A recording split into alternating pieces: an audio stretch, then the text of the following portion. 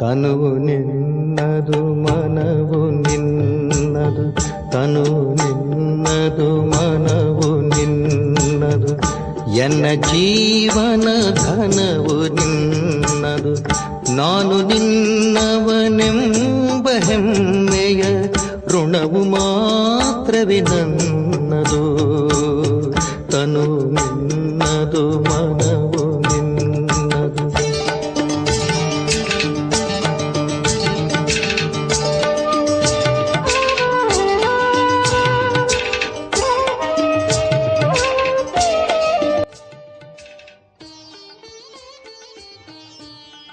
ಓಂ ಶಾಂತಿ. ಮುರುಳಿಯ ದಿನಾಂಕ 31-10-2025. ಬಾಪ್ದಾದ ಮಧುಬನ. ಮಧುರ ಮಕ್ಕಳೇ, ನೀವು ಆತ್ಮಿಕ ಗುಪ್ತ ರಕ್ಷಣಾ ಸೈನಿಕರಾಗಿದ್ದೀರಿ. ನೀವು ಇಡೀ ಪ್ರಪಂಚವನ್ನು ರಕ್ಷಣೆ ಮಾಡಬೇಕಾಗಿದೆ. ಮುಳುಗಿರುವ ದೋಣಿಯನ್ನು ಪಾರು ಮಾಡಬೇಕಾಗಿದೆ. ಪ್ರಶ್ನೆ: ಸಂಗಮಯುಗದಲ್ಲಿ ತಂದೆಯು ಯಾವ ವಿಶ್ವವಿದ್ಯಾಲಯವನ್ನು ತೆರೆಯುತ್ತಾರೆ, ಅದು ಇಡೀ ಕಲ್ಪದಲ್ಲಿಯೇ ಇರುವುದಿಲ್ಲ. ಉತ್ತರ: ರಾಜ್ಯ ಪದವಿಯನ್ನು ಪ್ರಾಪ್ತಿ ಮಾಡಿಕೊಳ್ಳುವುದಕ್ಕಾಗಿ ಓದುವ ಈಶ್ವರೀಯ ವಿಶ್ವವಿದ್ಯಾಲಯ ಅಥವಾ ಕಾಲೇಜನ್ನು ಸಂಗಮಯುಗದಲ್ಲಿಯೇ ಶಿವತಂದೆಯು ತೆರೆಯುತ್ತಾರೆ. ಇಂತಹ ವಿಶ್ವವಿದ್ಯಾಲಯವು ಇಡೀ ಕಲ್ಪದಲ್ಲಿಯೇ ಇಲ್ಲ.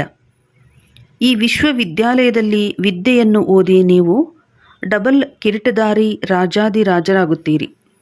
ಶಿವ ಭಗವಾನುವಾಚ್.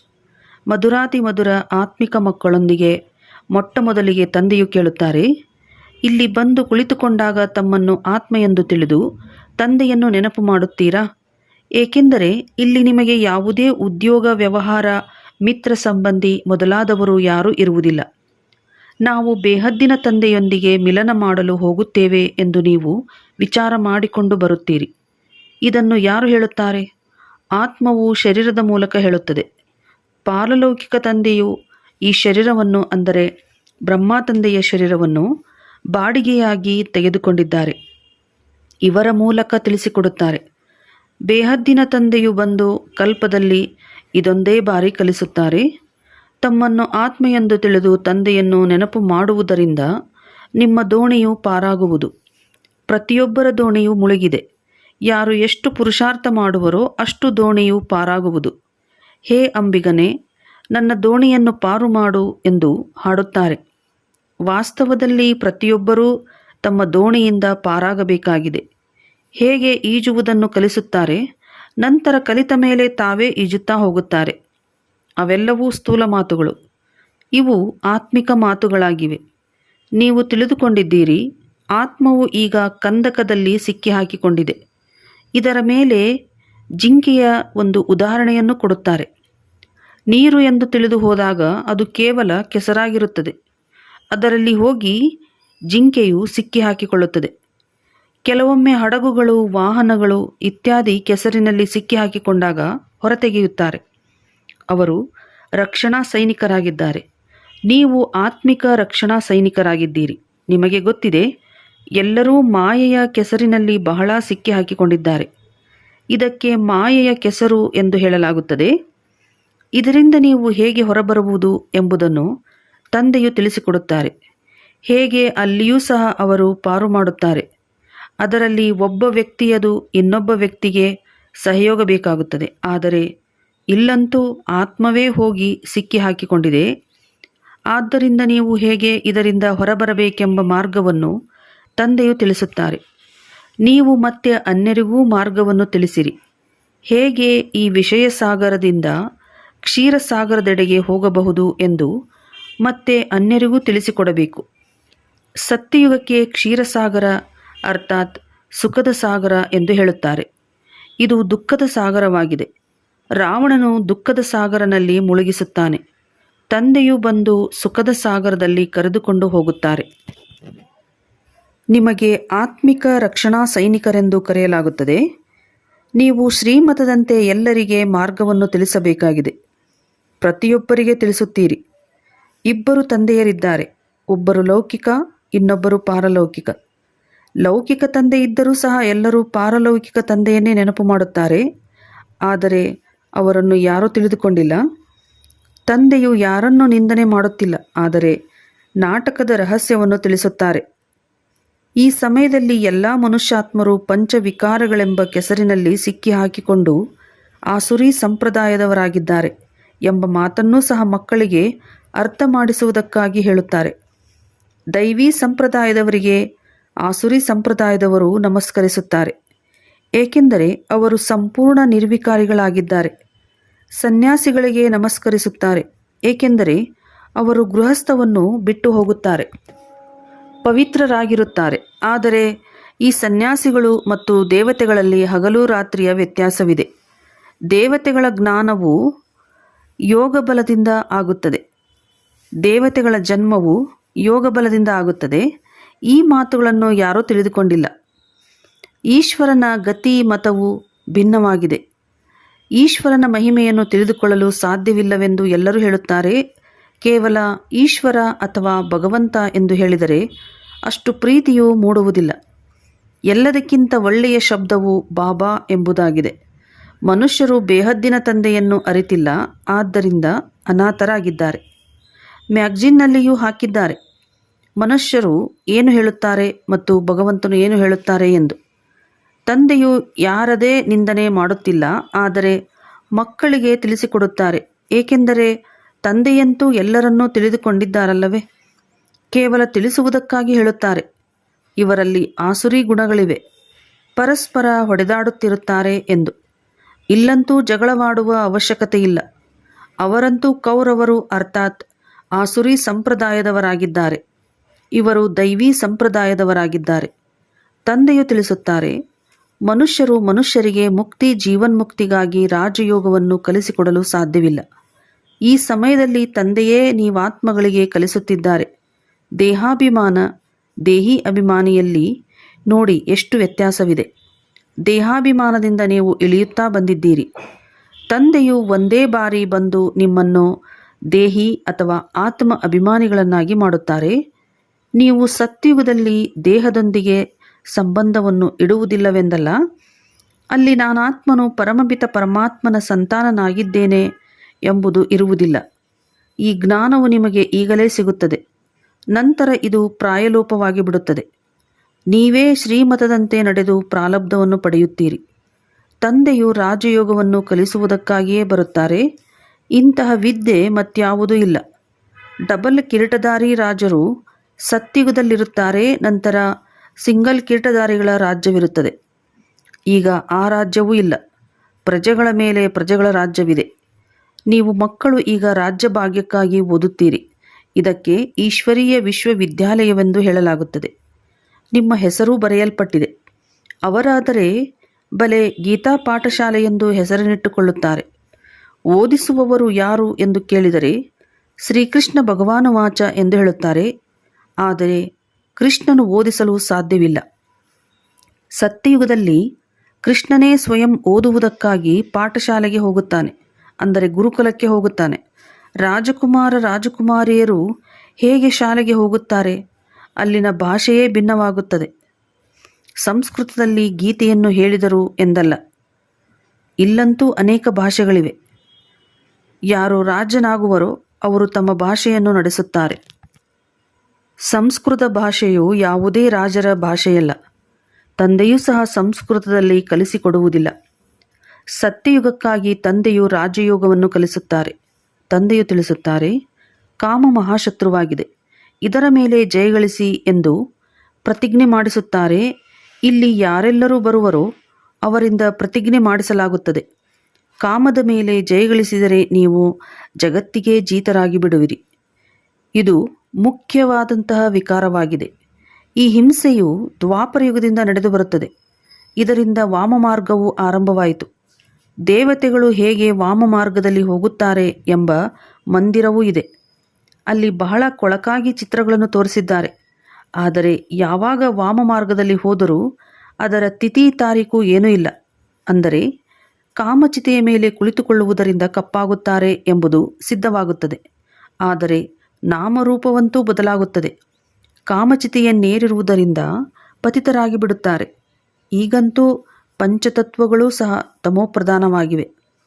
ಆದ್ದರಿಂದ ಶರೀರಗಳು ತಮೋಪ್ರಧಾನವಾಗುತ್ತವೆ. ಜನ್ಮ ಪಡೆಯುತ್ತಿದ್ದಂತೆಯೇ ಕುರುಡರು, ಕುಂಟರು, ರೋಗಿಗಳಾಗಿರುತ್ತಾರೆ. ಸತ್ಯುಗದಲ್ಲಾದರೆ ಸಂಪೂರ್ಣ ಸುಂದರ ಶರೀರವಿರುತ್ತದೆ.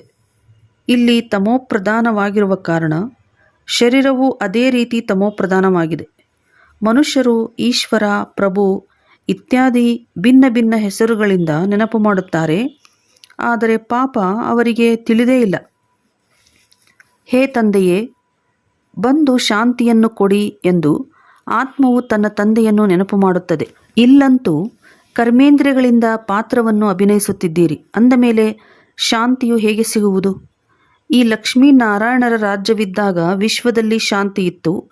ಆದರೆ ಕಲ್ಪದ ಆಯುಸ್ಸು ಲಕ್ಷಾಂತರ ವರ್ಷಗಳೆಂದು ಹೇಳಿರುವ ಕಾರಣ ಪಾಪ ಮನುಷ್ಯರಿಗೆ ಹೇಗೆ ಅರ್ಥವಾಗಬೇಕು? ಈ ದೇವತೆಗಳ ರಾಜ್ಯವಿದ್ದಾಗ ಒಂದು ರಾಜ್ಯ, ಒಂದು ಧರ್ಮವಿತ್ತು. ಮತ್ಯಾವುದೇ ಖಂಡದಲ್ಲಿ ಒಂದು ಧರ್ಮ, ಒಂದು ರಾಜ್ಯ ಬೇಕೆಂದು ಹೇಳುವುದಿಲ್ಲ. ಇಲ್ಲಿಯೇ ಆತ್ಮವು ಒಂದು ರಾಜ್ಯವು ಬೇಕು ಎಂದು ಬಯಸುತ್ತದೆ. ನೀವು ಆತ್ಮಗಳಿಗೆ ಗೊತ್ತಿದೆ, ಈಗ ಒಂದು ರಾಜ್ಯವನ್ನು ಸ್ಥಾಪನೆ ಮಾಡುತ್ತಿದ್ದೇವೆ. ಸತ್ಯಯುಗದಲ್ಲಿ ನಾವು ಇಡೀ ವಿಶ್ವದ ಮಾಲೀಕರಾಗಿರುತ್ತೇವೆ. ತಂದೆಯು ನಮಗೆ ಎಲ್ಲವನ್ನೂ ಕೊಟ್ಟು ಬಿಡುತ್ತಾರೆ. ಯಾರೂ ನಮ್ಮಿಂದ ರಾಜ್ಯಭಾಗ್ಯವನ್ನು ಕಸಿದುಕೊಳ್ಳಲು ಸಾಧ್ಯವಿಲ್ಲ. ನಾವು ಇಡೀ ವಿಶ್ವದ ಮಾಲೀಕರಾಗುತ್ತೇವೆ. ವಿಶ್ವವೆಂದರೆ ಸೂಕ್ಷ್ಮವತನ, ಮೂಲವತನ ಇಲ್ಲಿ ಬರುವುದಿಲ್ಲ. ಸೃಷ್ಟಿಚಕ್ರವು ಇಲ್ಲಿಯೇ ಸುತ್ತುತ್ತಿರುತ್ತದೆ. ಇದನ್ನು ರಚಯಿತ ತಂದೆಯೇ ತಿಳಿದುಕೊಂಡಿರುತ್ತಾರೆ. ರಚನೆಯನ್ನು ರಚಿಸುತ್ತಾರೆಂದಲ್ಲ, ತಂದೆಯು ಹಳೆಯ ಪ್ರಪಂಚದಿಂದ ಹೊಸದನ್ನಾಗಿ ಮಾಡಲು ಸಂಗಮಯುಗದಲ್ಲಿಯೇ ಬರುತ್ತಾರೆ. ತಂದೆಯು ದೂರ ದೇಶದಿಂದ ಬಂದಿದ್ದಾರೆ. ನಿಮಗೆ ಗೊತ್ತಿದೆ, ಹೊಸ ಪ್ರಪಂಚವು ನಿಮಗಾಗಿಯೇ ಆಗುತ್ತದೆ. ತಂದೆಯು ನಾವು ಆತ್ಮಗಳ ಶೃಂಗಾರ ಮಾಡುತ್ತಿದ್ದಾರೆ. ಅದರ ಜೊತೆಗೆ ಮತ್ತೆ ಶರೀರದ ಶೃಂಗಾರವೂ ಆಗಿಬಿಡುವುದು. ಆತ್ಮವು ಪವಿತ್ರವಾದರೆ ಅದಕ್ಕೆ ಶರೀರವೂ ಸತೋಪ್ರಧಾನವಾದದ್ದು ಸಿಗುತ್ತದೆ. ಶರೀರವು ಸತೋಪ್ರಧಾನ ತತ್ವಗಳಿಂದ ತಯಾರಾಗುತ್ತದೆ. ಈ ದೇವೀ ದೇವತೆಗಳದು ಸತೋಪ್ರಧಾನ ಶರೀರವಲ್ಲವೇ? ಸ್ವಾಭಾವಿಕ ಸೌಂದರ್ಯವಿರುತ್ತದೆ. ಧರ್ಮವೇ ಶಕ್ತಿ ಎಂದು ಗಾಯನವಿದೆ. ಈಗ ಶಕ್ತಿಯು ಎಲ್ಲಿಂದ ಸಿಗುವುದು? ಒಂದೇ ದೇವಿ ದೇವತಾ ಧರ್ಮವಾಗಿದೆ.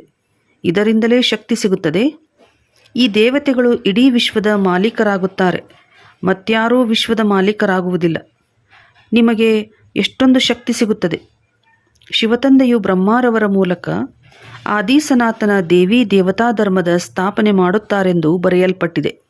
ಈ ಮಾತುಗಳು ಪ್ರಪಂಚದಲ್ಲಿ ಯಾರಿಗೂ ಗೊತ್ತಿಲ್ಲ. ತಂದೆಯು ತಿಳಿಸುತ್ತಾರೆ, ನಾನು ಬ್ರಾಹ್ಮಣ ಕುಲವನ್ನು ಸ್ಥಾಪನೆ ಮಾಡುತ್ತೇನೆ. ಮತ್ತೆ ಅವರನ್ನು ಸೂರ್ಯವಂಶಿ ರಾಜಧಾನಿಯಲ್ಲಿ ಕರೆದುಕೊಂಡು ಹೋಗುತ್ತೇನೆ. ಯಾರು ಚೆನ್ನಾಗಿ ಓದುವರೋ ಅವರು ಪಾಸಾಗುತ್ತಾರೆ. ಪಾಸಾಗಿ ಸೂರ್ಯವಂಶದಲ್ಲಿ ಬರುತ್ತಾರೆ. ಇದೆಲ್ಲವೂ ಜ್ಞಾನದ ಮಾತಾಗಿದೆ. ಅವರು ಆಯುಧಗಳನ್ನು ತೋರಿಸಿದ್ದಾರೆ. ಬಾಣ ಹೊಡೆಯುವುದನ್ನು ಕಲಿಸುತ್ತಾರೆ. ಚಿಕ್ಕ ಮಕ್ಕಳಿಗೂ ಸಹ ಬಂದೂಕು ಹೊಡೆಯುವುದನ್ನು ಕಲಿಸುತ್ತಾರೆ. ಆದರೆ ನಿಮ್ಮದ್ದು ಯೋಗ ಬಾಣವಾಗಿದೆ. ತಂದೆಯು ತಿಳಿಸುತ್ತಾರೆ, ನನ್ನೊಬ್ಬನನ್ನು ನೆನಪು ಮಾಡಿದ್ದೇ ಆದರೆ ನಿಮ್ಮ ವಿಕರ್ಮಗಳು ವಿನಾಶವಾಗುತ್ತವೆ. ಹಿಂಸೆಯ ಯಾವುದೇ ಮಾತಿಲ್ಲ. ನಿಮ್ಮ ವಿದ್ಯೆಯು ಗುಪ್ತವಾಗಿದೆ. ನೀವು ಆತ್ಮಿಕ ಗುಪ್ತ ರಕ್ಷಣಾ ಸೈನಿಕರಾಗಿದ್ದೀರಿ. ಆತ್ಮಿಕ ಸೈನ್ಯವು ಹೇಗಿರುತ್ತದೆ ಎಂಬುದು ಯಾರಿಗೂ ಗೊತ್ತಿಲ್ಲ. ನೀವು ಗುಪ್ತ ಆತ್ಮಿಕ ರಕ್ಷಣಾ ಸೈನಿಕರಾಗಿದ್ದೀರಿ. ಇಡೀ ಪ್ರಪಂಚವನ್ನು ರಕ್ಷಣೆ ಮಾಡುತ್ತೀರಿ. ಎಲ್ಲರ ದೋಣಿಯು ಮುಳುಗಿ ಹೋಗಿದೆ. ಬಾಕಿ ಚಿನ್ನದ ಲಂಕೆಯು ಯಾವುದೂ ಇಲ್ಲ. ಅಥವಾ ಚಿನ್ನದ ದ್ವಾರಿಕೆಯು ಸಾಗರದ ಕೆಳಗಡೆ ಹೊರಟು ಹೋಗಿದೆ, ಮತ್ತೆ ಅದು ಹೊರಬರುತ್ತದೆ ಅಂದೇನೂ ಅಲ್ಲ. ಸತ್ಯಯುಗೀ ರಾಜರ ಉಡುಪುಗಳೇ ಬೇರೆ, ತ್ರೇತಾಯುಗದವರ ಉಡುಪುಗಳೇ ಬೇರೆಯಾಗಿದೆ. ಭಿನ್ನ ಭಿನ್ನ ಉಡುಪು, ಭಿನ್ನ ಭಿನ್ನ ರೀತಿ ನೀತಿಗಳಿರುತ್ತವೆ. ಪ್ರತಿಯೊಬ್ಬ ರಾಜನ ರೀತಿ ನೀತಿಗಳು ಬೇರೆ ಬೇರೆಯಾಗಿರುತ್ತದೆ. ಸತ್ಯಯುಗದ ಹೆಸರನ್ನು ತೆಗೆದುಕೊಳ್ಳುತ್ತಿದ್ದಂತೆಯೇ ಮನಸ್ಸಿಗೆ ಖುಷಿಯಾಗಿ ಬಿಡುತ್ತದೆ. ಅದಕ್ಕೆ ಸ್ವರ್ಗ, ಪ್ಯಾರಡೈಸ್ ಎಂದು ಹೇಳುತ್ತಾರೆ. ಆದರೂ ಮನುಷ್ಯರು ಏನನ್ನೂ ತಿಳಿದುಕೊಂಡಿಲ್ಲ. ಮುಖ್ಯವಾದುದು ಈ ದಿಲ್ವಾಡ ಮಂದಿರವಾಗಿದೆ. ಇದು ನಿಮ್ಮದೇ ನೆನಪಾರ್ಥವಾಗಿದೆ. ಯಾವಾಗಲೂ ಮಾದರಿಗಳನ್ನು ಚಿಕ್ಕದಾಗಿ ತೋರಿಸುತ್ತಾರೆ. ನೀವು ನಿಮ್ಮದೇ ಮಾದರಿಗಳಾಗಿವೆ. ಇವೆಲ್ಲವೂ ಅಂದರೆ ದೆಲ್ವಾಡ ಮಂದಿರವು ನಿಮ್ಮದೇ ಮಾದರಿಯಾಗಿದೆ. ಶಿವತಂದೆಯೂ ಇದ್ದಾರೆ, ಆದಿದೇವನೂ ಇದ್ದಾರೆ. ಮೇಲೆ ವೈಕುಂಠವನ್ನು ತೋರಿಸಿದ್ದಾರೆ. ಶಿವತಂದೆ ಇದ್ದರೆ ಅವಶ್ಯವಾಗಿ ಅವರ ರಥವೂ ಇರುವುದು. ಆದಿದೇವನೂ ಕುಳಿತಿದ್ದಾರೆ. ಇಲ್ಲಿ ಆದಿದೇವ ಅಂದರೆ ಬ್ರಹ್ಮ ತಂದೆ. ಇದು ಸಹ ಯಾರಿಗೂ ತಿಳಿದಿಲ್ಲ. ಇವರು ಶಿವತಂದೆಯ ರಥವಾಗಿದ್ದಾರೆ. ಮಹಾವೀರನೇ ರಾಜ್ಯವನ್ನು ಪ್ರಾಪ್ತಿ ಮಾಡಿಕೊಳ್ಳುತ್ತಾರೆ. ಆತ್ಮದಲ್ಲಿ ಹೇಗೆ ಶಕ್ತಿಯು ಬರುತ್ತದೆ ಎಂಬುದನ್ನು ಸಹ ನೀವೀಗ ತಿಳಿದುಕೊಳ್ಳುತ್ತೀರಿ. ಪದೇ ಪದೇ ತಮ್ಮನ್ನು ಆತ್ಮ ಎಂದು ತಿಳಿಯಿರಿ. ನಾನಾತ್ಮನು ಸತೋಪ್ರಧಾನನಾಗಿದ್ದಾಗ ಪವಿತ್ರನಾಗಿದ್ದೆನು. ಶಾಂತಿಧಾಮ ಸುಖಧಾಮದಲ್ಲಿ ಅವಶ್ಯವಾಗಿ ಪವಿತ್ರರೇ ಇರುತ್ತಾರೆ. ಈಗ ಬುದ್ಧಿಯಲ್ಲಿ ಬರುತ್ತದೆ. ಎಷ್ಟು ಸಹಜ ಮಾತಾಗಿದೆ. ಭಾರತವು ಸತ್ಯುಗದಲ್ಲಿ ಪವಿತ್ರವಾಗಿತ್ತು. ಅಲ್ಲಿ ಅಪವಿತ್ರ ಆತ್ಮವಿರಲು ಸಾಧ್ಯವಿಲ್ಲ. ಇಷ್ಟೆಲ್ಲ ಪತಿತ ಆತ್ಮರು ಮೇಲೆ ಹೇಗೆ ಹೋಗುವರು? ಅವಶ್ಯವಾಗಿ ಪವಿತ್ರರಾಗಿಯೇ ಹೋಗುತ್ತಾರೆ. ಬೆಂಕಿ ಬೀಳುತ್ತದೆ. ಆಗ ಎಲ್ಲ ಆತ್ಮಗಳು ಹೊರಟು ಹೋಗುತ್ತಾರೆ. ಬಾಕಿ ಶರೀರವು ಮಾತ್ರ ಉಳಿಯುತ್ತದೆ.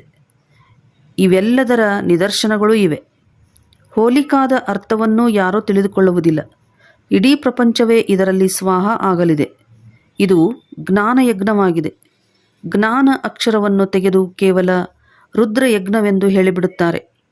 ವಾಸ್ತವದಲ್ಲಿ ಇದು ರುದ್ರಜ್ಞಾನ ಯಜ್ಞವಾಗಿದೆ. ಇದು ಬ್ರಾಹ್ಮಣರ ಮೂಲಕವೇ ರಚಿಸಲ್ಪಡುತ್ತದೆ. ಸತ್ಯ ಬ್ರಾಹ್ಮಣರು ನೀವಾಗಿದ್ದೀರಿ. ಪ್ರಜಾಪಿತ ಬ್ರಹ್ಮನಿಗೆ ಎಲ್ಲರೂ ಸಂತಾನರಲ್ಲವೇ? ಬ್ರಹ್ಮರವರ ಮೂಲಕವೇ ಮನುಷ್ಯ ಸೃಷ್ಟಿಯ ರಚನೆಯಾಗುತ್ತದೆ. ಬ್ರಹ್ಮನಿಗೆ ಗ್ರೇಟ್ ಗ್ರೇಟ್ ಗ್ರ್ಯಾಂಡ್ ಫಾದರ್ ಎಂದು ಹೇಳಲಾಗುತ್ತದೆ. ಇವರ ವಂಶಾವಳಿಯಾಗುತ್ತದೆ. ನಿಮ್ಮ ಬುದ್ಧಿಯಲ್ಲಿದೆ. ಮೂಲವತನದಲ್ಲಿ ನಿಯಮದನುಸಾರವಾಗಿ ಆತ್ಮಗಳ ವೃಕ್ಷವಿದೆ. ಶಿವತಂದೆ, ನಂತರ ಬ್ರಹ್ಮ ವಿಷ್ಣು ಶಂಕರ, ನಂತರ ಲಕ್ಷ್ಮೀನಾರಾಯಣ. ಇದೆಲ್ಲವೂ ಮನುಷ್ಯರ ವೃಕ್ಷವಾಗಿದೆ. ಒಳ್ಳೆಯದು. ಮಧುರಾತಿ ಮಧುರ ಅಗಲಿ ಹೋಗಿ ಮರಳಿ ಸಿಕ್ಕಿರುವ ಮಕ್ಕಳ ಪ್ರತಿ ಮಾತಾಪಿತಾ ಬಾಪ್ದಾದಾರವರ ನೆನಪು, ಪ್ರೀತಿ ಹಾಗೂ ಸುಪ್ರಭಾತ. ಆತ್ಮಿಕ ಮಕ್ಕಳಿಗೆ ಆತ್ಮಿಕ ತಂದೆಯ ನಮಸ್ತೆ. ಆತ್ಮಿಕ ಮಕ್ಕಳಿಂದ ಆತ್ಮಿಕ ತಂದೆಗೆ ನಮಸ್ತೆ ನಮಸ್ತೆ ನಮಸ್ತೆ. ಧಾರಣೆಗಾಗಿ ಮುಖ್ಯ ಸಾರ. ಆತ್ಮಿಕ ರಕ್ಷಣಾ ಸೈನಿಕರಾಗಿ ಸ್ವಯಂ ಹಾಗೂ ಸರ್ವರಿಗೆ ಸರಿಯಾದ ಮಾರ್ಗವನ್ನು ತಿಳಿಸಬೇಕಾಗಿದೆ. ಇಡೀ ಪ್ರಪಂಚವನ್ನು ವಿಷಯ ಸಾಗರದಿಂದ ಪಾರು ಮಾಡಲು ತಂದೆಗೆ ಸಂಪೂರ್ಣ ಸಹಯೋಗಿಗಳಾಗಬೇಕಾಗಿದೆ. ಜ್ಞಾನಯೋಗದಿಂದ ಪವಿತ್ರರಾಗಿ ಆತ್ಮದ ಶೃಂಗಾರ ಮಾಡಿಕೊಳ್ಳಬೇಕಾಗಿದೆ, ಶರೀರಕ್ಕಲ್ಲ. ಆತ್ಮವು ಪವಿತ್ರವಾದರೆ ಶರೀರದ ಶೃಂಗಾರವು ಸ್ವತಃವಾಗಿ ಆಗುವುದು.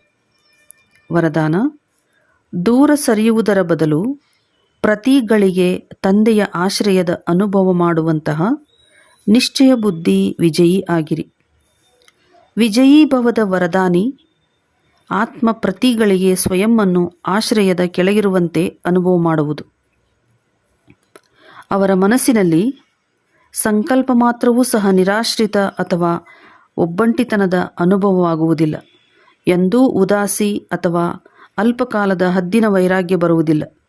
ಅವರು ಎಂದೂ ಯಾವ ಕಾರ್ಯದಿಂದಲೂ, ಸಮಸ್ಯೆಯಿಂದಲೂ, ವ್ಯಕ್ತಿಯಿಂದಲೂ ದೂರ ಸರಿಯುವುದಿಲ್ಲ. ಆದರೆ ಪ್ರತಿ ಕರ್ಮ ಮಾಡುತ್ತಿದ್ದರೂ ಎದುರಿಸುತ್ತಾ ಸಹಯೋಗಿಗಳಾಗುತ್ತಾ ಬೇಹದ್ದಿನ ವೈರಾಗಿಗಳಾಗಿರುತ್ತಾರೆ. ಸ್ಲೋಗನ್: ಒಬ್ಬ ತಂದೆಯ ಸಂಘದಲ್ಲಿರಿ ಮತ್ತು ತಂದೆಯನ್ನೇ ನಿಮ್ಮ ಜೊತೆಗಾರನನ್ನಾಗಿ ಮಾಡಿಕೊಳ್ಳಿ. ಅವ್ಯಕ್ತ ಸೂಚನೆ: ಸ್ವಯಂನ ಮತ್ತು ಸರ್ವರ ಪ್ರತಿ ಮನಸಾ ಮೂಲಕ ಯೋಗದ ಶಕ್ತಿಗಳ ಪ್ರಯೋಗ ಮಾಡಿ. ದಿವ್ಯ ಬುದ್ಧಿರೂಪಿ ವಿಮಾನದ ಮೂಲಕ ಎಲ್ಲದಕ್ಕಿಂತ ಎತ್ತರದ ಶಿಖರದ ಸ್ಥಿತಿಯಲ್ಲಿ ಸ್ಥಿತರಾಗಿ ಅವ್ಯಕ್ತ ವತನವಾಸಿಯಾಗಿ ವಿಶ್ವದ ಸರ್ವ ಆತ್ಮರ ಪ್ರತಿ ಶುಭ ಭಾವನೆ ಮತ್ತು ಶ್ರೇಷ್ಠ ಕಾಮನೆಯ ಸಹಯೋಗದ ಅಲೆಯನ್ನು ಹರಡಿಸಿರಿ. ಯೋಗದ ಪ್ರಯೋಗದ ಮೂಲಕ ದುಃಖಿ ಅಶಾಂತ ಆತ್ಮರಿಗೆ ಶಾಂತಿ ಮತ್ತು ಶಕ್ತಿಯ ಸಕಾಶ ಅಂದರೆ ಬೆಳಕನ್ನು ಕೊಡಿ. ಒಳ್ಳೆಯದು. ಓಂ ಶಾಂತಿ.